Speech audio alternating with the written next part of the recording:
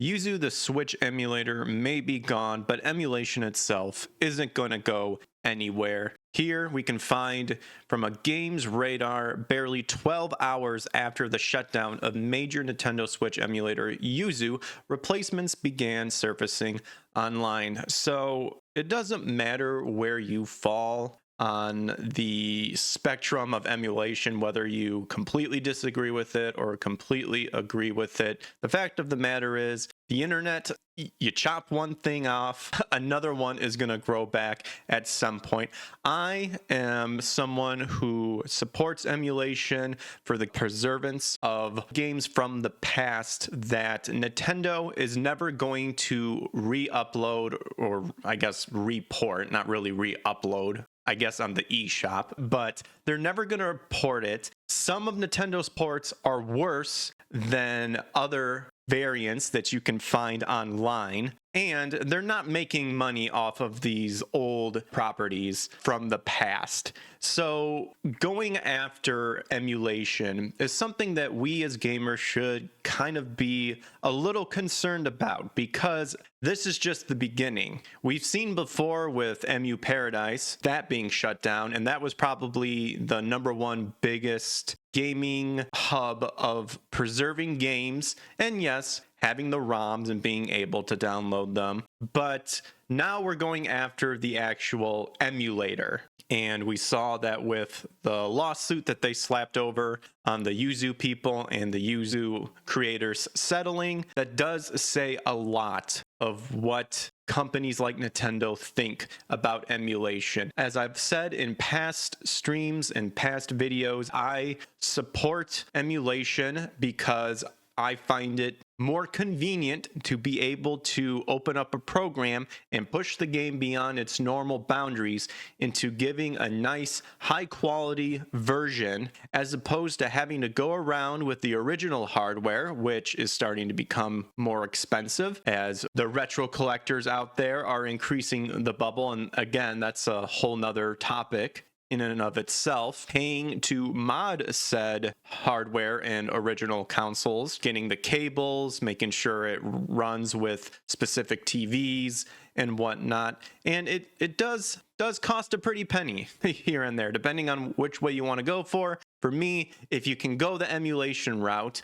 that can then branch out into other wonderful experiences, such as the fan translation groups out there, ROM hacking, people that go out of their way to try to not only preserve the games, but to uncensor it, to get rid of the weeds that may have infested it, whether it's modern games now currently or games from the past. When it came over to the US, they had to censor it and localize it and all that stuff. With the modding community and the fan translation community, there are people who are passionate about the game and wanting to give you the game in its most purest and rawest form. And that's something that I really respect, and I appreciate the people who have the ability to do that sort of stuff. As you can see, again, Games Radar reported this barely 12 hours after the shutdown of major Nintendo Switch emulator YUZU. Replacements began surfacing online directly on the back of Nintendo taking legal action against the Nintendo Switch emulation software YUZU. Alternatives have already started appearing online, and I believe there's another Switch emulator already out there. YUZU allows users to play Nintendo Switch games on PC, and last week it was revealed that Nintendo had filed a lawsuit against Tropic Haze, the company behind it. At the time, Nintendo alleged that the emulator, quote, provides an internet user in the world with the means to unlawfully decrypt and play virtually any Nintendo Switch game, including Nintendo's current generation and most popular games, without ever paying a dime for a Nintendo console or for that game. Now, I didn't really look fully into like the lawsuit. There's other people who can explain it better than me, but I said this in a past video or stream. It's not Tropic Haze's responsibility or problem that people download illegal games. But of course, in the end, they decided to settle, which, yeah, it's kind of a blow to people who enjoy emulation, but like I said, emulation is not going anywhere. And again, with the decrypt games encryption in order to function, I can't recall where I read it, but I do remember reading years ago that for some emulators out there, people actually got a hold of the console and pretty much just reversed engineered everything to pretty much say, okay, let's take it back, and this does this does that, and then they just encode it into coding and then constantly update the coding to get it to run more properly. And a lot of it is open source. But from what I've heard, with the reason why Tropic Haze went, and like it says right here, it was confirmed that Tropic Haze will pay a 2.4 million settlement to Nintendo. And apparently, I guess they've actually made quite a chunk of change. So maybe it was something that it was like, yeah, it's going to hurt, but we have enough money to settle. But anyway, and in a statement, the emulation company stated that the team has always been against piracy, and we have been deeply disappointed when users have used our software to leak game content prior to its release. Take with that as you will. They are not responsible of other people's actions, but that's what Nintendo has slapped them with in saying you are responsible. It hopes that pulling the software offline will, quote, be a small step toward ending piracy of all creators' work. That's never going to happen. I hate to say it, Nintendo. I don't know why Nintendo refuses to just admit this. The internet is always going to have some variant of a source that's going to be made available to people. It's not going to go anywhere. To me, these companies are fighting an uphill battle to when, in the end, they want to be the ones to control what is on the internet. With this here, by going after, like they did with MU Paradise, and then there was that other guy, I can't remember the name. The reason why people want to use emulation as a means to play their games on PC is, number one, you're giving them shitty ports. Number two, you're not listening to the customer and saying, we want to play this old games from the past. If you made it available, we will pay money for it. You guys say, no, screw you guys. We're not doing that. And furthermore, the censorship that the games are getting, especially now in the made for modern audience games and remakes that are popping up, people just want to experience the game when it was first released. Now, some people may take that to different lengths. For example, some people will say, yeah, the game that came over to the US, I want to play that in its purest form. Me, I want to play the version of the game that the artist and the creators wanted it, without any interference, without any censorship, without any weird localizations to change the meanings and stuff like that. And I just want to experience the story the way that the developers and the creators made the game. That's what I want. I've seen some people pointed it out. I've pointed it out that a lot of times the ports, or like the versions that you can buy from eShop and whatnot, are worse than the other versions that you can get online. It's amazing on how Nintendo will go, here's a port of this game, and then you'll find that the ROM version is far better than Nintendo's official port that they released, which I also find funny. People who are against emulation and stuff, what do you think you're playing when you're playing a game that you bought from the eShop? They literally just slapped the Nintendo seal of approval on it and said, there, it's now an official Nintendo game, or it's been officially released again, or whatever. And they're giving you a subpar version of it. Continuing the article, however, this hasn't stopped an influx of new emulation software surfacing across social media and beyond in an attempt to take YUZU's place, some of which were seemingly uploaded mere hours after the announcement of YUZU's shutdown. Tropic Haze hasn't publicly commented on this at the time of writing. Although many emulators advertise themselves as being for legal use,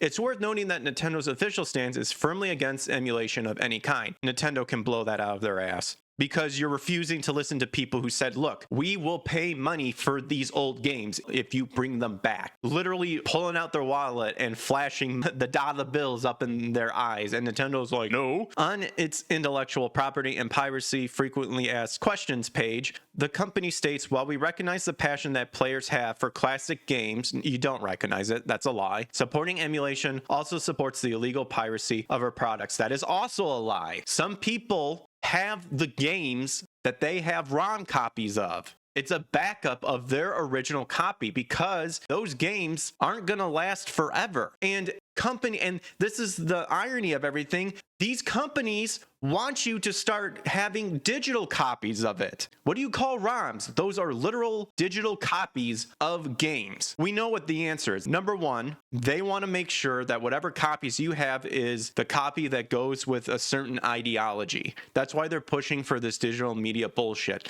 That if down the road they find customers who have subscriptions and this and that, and they, for whatever reason, learn about your ideology and it doesn't match up with their ideology, they can pull out the plug of your digital archive of games and say, sorry, you're not allowed to play these games anymore. Wherever possible, Nintendo and its licensees attempt to find ways to bring legitimate classics to current systems via virtual consoles titles, for example. And I've already pointed out, and I know I've seen videos of people pointing this out too, but their virtual console versions of it suck. Some of it sucks. Some of it, the coloring is wrong. Maybe some of the inputting is wrong. It's ridiculous. And they put different versions of it out like multiple times. People have talked about this. And I've also remember reading it. And of course, the companies try to bury this stuff. But I've read studies from the past, and I that's another video I should look into fighting it stuff. But these companies don't want to admit the fact that the people who they claim pirate the most are people who actually go out and spend money on official products because they played a version of it and determined that, yeah, I will go out and support this. There's studies out there, and of course, companies like this and people who are anti-piracy will say that it's bias, or they'll just try to hide the surveys and the studies. But they're out there. I think I might actually have one saved, but again, that can be a whole nother video. Furthermore, it adds that you're not meant to be making backups of games you own either. So the problem extends beyond people being able to access games that they've not paid for. Wait, what? Furthermore, it adds that you're not meant to be making backups of copies you own either. Go fuck yourself. Go fuck yourself. That copy isn't going to last forever. And if I've bought it, I'm preserving it until I don't want it anymore. So go fuck yourself with that logic. There's some misinformation on the internet regarding this backup archival exception. This is a very narrow limitation that extends to computer software. Its video games are comprised of numerous types of copyrighted works and should not be categorized as software only, Nintendo explains. Yeah, I'm not going to believe their explanation of how it works. Sorry. I've heard of this. This, I'm fairly confident, is them trying to intimidate you into not backing up your games. I bought the game. It's my version. I can do whatever the fuck I want with it. And if I'm not distributing out anywhere, go fuck off. Therefore, provisions that pertain to backup copies would not apply to copyright video game works, and specifically ROM downloads that are typically unauthorized and infringing. I wonder if Legal Mindset actually talked about this, but I'd definitely be interested into hearing this attack on this. You can't back up your copies that you bought. That is now your property. I don't get it. With that in mind, it seems like Nintendo may end up taking legal action against these new emulators as well, although it remains to be seen how long this will take. Let me know what you guys think in the comments. Me, personally, emulation isn't going to go anywhere. It's like a hydra. You cut one head off, another one is going to regrow back, or multiple heads are going to regrow. Remember to hit that subscribe and like button, help boost up that algorithm, and also check out my game streamings around 8 p.m. Central Time, mostly every day, also in the weekends, and also check out my Rumble page as well. And if you want to help support any of my channels in any way, maybe consider checking out the membership tier or the subscription tiers. Nothing special between the two, just giving you guys an opportunity to help support the channel by whatever means you can. Regardless, I'm blessed either way that you guys took the time to listen to this video. Take care, God bless, and I'll catch you guys later. Peace.